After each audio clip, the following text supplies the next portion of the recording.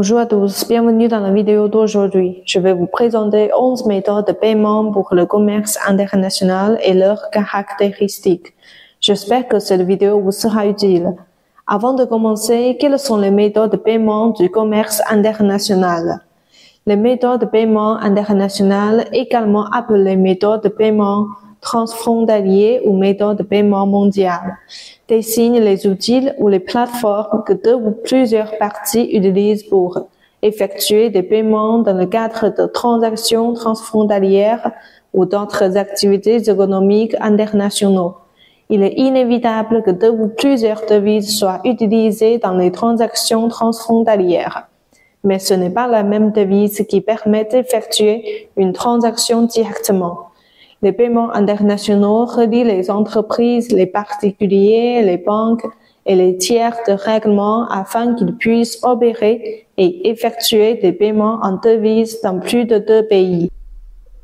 Que signifient les paiements internationaux pour l'économie mondiale? Les paiements internationaux ont favorisé le développement du commerce dans un contexte mondial. En général, les paiements internationaux diffèrent des méthodes de paiement nationaux. En raison de restrictions nationaux et régionaux, de nombreux paiements et transferts ne peuvent être effectués directement. Et ils contribuent à maintenir la stabilité financière en facilitant les flux de capitaux entre les pays, en soutenant les investissements transfrontaliers et en favorisant le développement économique. La première méthode est mail transfert. Il signifie que les payeurs envoient de l'argent à la banque locale, qui émet ensuite un ordre de paiement. Le bureau de poste envoie ensuite l'ordre à la banque où se trouve le destinataire. Le coût du transfert du fonds est faible, mais la vitesse de transfert est lente. La deuxième est télégraphique transfert, également appelé virement bancaire, désigne le fait que le payeur demande à la banque locale d'envoyer un télégramme ou d'utiliser un délèxe à la banque où se trouve le destinataire, afin de lui confier l'envoi de l'argent au destinataire. Grâce au développement des technologies de télécommunication, de nombreuses banques ont établi des communications directes. Son coût ainsi que le taux d'erreur sont faibles. La troisième est demande RAF.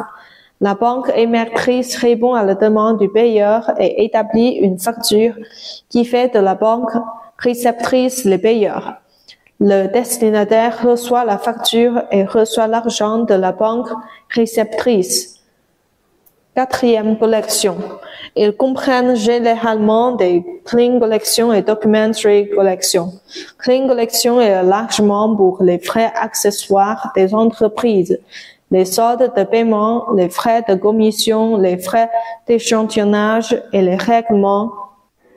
Alors, documentary collection confie à la banque de l'exportateur le soin de recevoir l'argent des importateurs par l'intermédiaire de sa succursale ou de son agence. Cinquième, la lettre de crédit.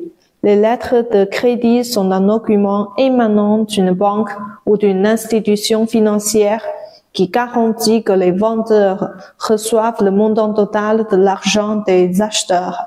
Une fois que la banque de l'acheteur reçoit la preuve, elle montre que les vendeurs et les acheteurs satisfont à toutes les conditions de l'accord et elle doit effectuer le paiement à l'exportateur dès que possible. En outre, elle est également avantageuse pour les acheteurs, car ils n'ont pas à payer avant d'avoir reçu les marchandises qu'ils ont commandées. Elle offre un meilleur équilibre pour atténuer les risques potentiels entre les vendeurs et les acheteurs. Cependant, les banques doivent facturer certains frais pour l'émission de la lettre de crédit. Sixième, affacturage international désigne le fait que sur la base du crédit commercial, après avoir livré les marchandises, les exportateurs transfèrent la possession des factures des comptes à recevoir et des documents d'expédition aux sociétés d'affacturage afin d'obtenir la plupart des prêts des comptes à recevoir. Si l'importateur refuse de payer ou tarde à le faire, La société d'affacturage doit assumer la responsabilité du paiement. Dans le domaine de l'affacturage, l'entreprise d'affacturage doit assumer la responsabilité du premier paiement. Septième, carte bancaire.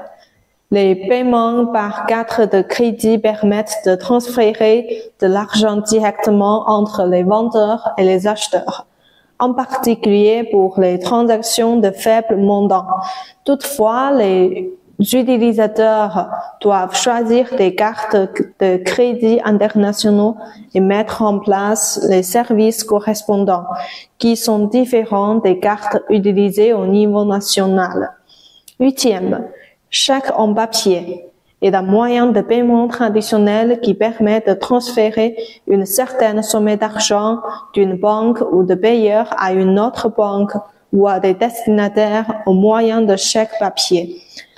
Le destinataire peut encaisser le chèque et le déposer directement sur son compte bancaire. Cette méthode de paiement a été largement utilisée dans la plupart des cas de commerce transfrontalier, ce qui est pratique pour un grand nombre de transactions. Mais par la suite, avec le développement d'autres méthodes de paiement, les chèques papier ont progressivement révélé leurs faiblesses. Neuvième, ouverture de compte. Il s'agit d'un type de prêt à crédit dans le commerce international qui exige que les marchandises soient livrées et vendues avant le paiement. Ainsi, les acheteurs demandent aux vendeurs d'ouvrir un compte et promettent de payer dans un certain délai.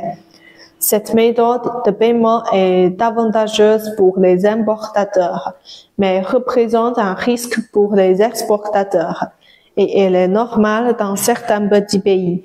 Par ailleurs, les exportateurs peuvent demander davantage de conditions et de protection pour l'assurance crédit supplémentaire.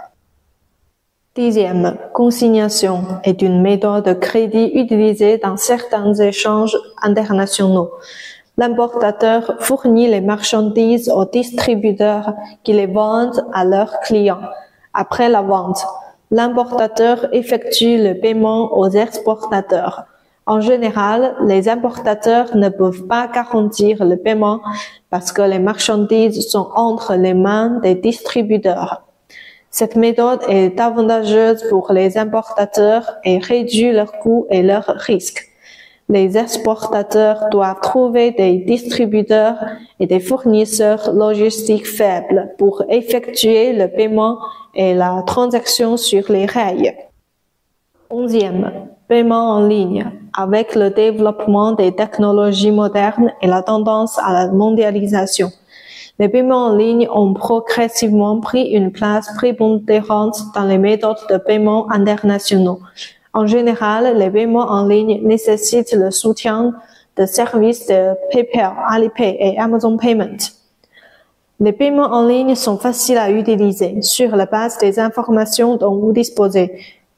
Vous pouvez suivre les étapes en détail pour effectuer le paiement. Ensuite, les paiements en ligne sont rapides, tant au niveau du compte que du processus opérationnel. L'argent sera sur votre compte en quelques jours seulement. Enfin, les paiements en ligne garantissent la sécurité des transferts d'argent. Vous pouvez suivre l'argent sur quel compte ou dans quelle banque. De plus, le destinataire à l'étranger se trompera rarement sur la base des informations les plus importantes.